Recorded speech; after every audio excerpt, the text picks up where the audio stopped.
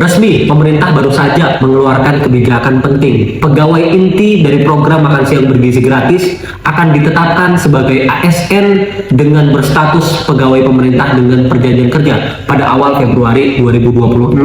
Secara administrasi ini terkesan rapi, tapi yang menjadi pertanyaan penting adalah ini kebijakan yang adil atau tidak. Di saat pegawai program makan siang bergizi diprioritaskan oleh pemerintah untuk menjadi ASN, tapi ada satu kelompok yang benar-benar berjasa untuk negeri ini, tapi menjerit secara ekonomi.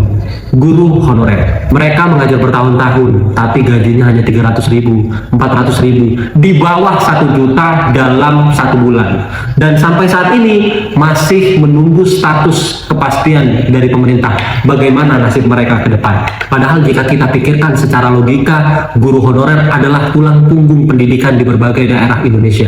Tanpa mereka, sekolah-sekolah pelosok di negeri ini tidak akan berjalan dengan baik. Ironisnya, justru mereka yang paling lama mengabdi, membangun karakter-karakter anak bangsa, justru yang paling lama juga dibiarkan tanpa kepastian oleh bangsa ini.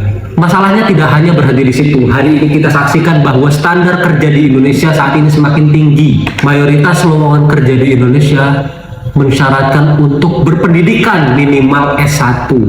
Pertanyaan yang muncul sangat sederhana, namun ini sangat krusial. Lalu bagaimana nasib anak-anak setelah lulus SMA? Tidak semua anak-anak di Indonesia itu bisa kuliah, namun yang mencengangkan beberapa beasiswa justru terkena dampak efisiensi dari penggunaan anggaran akibat makan siang bergizi ini. Sedangkan lapangan kerja untuk anak-anak SMA justru semakin menyempit. Dan pada akhirnya anak-anak setelah lulus sekolah bingung untuk menentukan mau kemana arahnya. Lapangan kerja semakin sempit, pendidikan tinggi semakin mahal, dan akhirnya ini menciptakan kemiskinan baru untuk bangsa ini. Jadi saat ini kita sedang mengalami paradoks yang begitu besar. Negara sibuk memprioritaskan program jangka pendek, bahkan hanya urusan perut, tapi lalai memperbaiki ekosistem pendidikan dan transisi kerja yang sehat. Guru honorer terabaikan, lulusan SMA kebingungan, dan pendidikan kehilangan daya angkat sosialnya.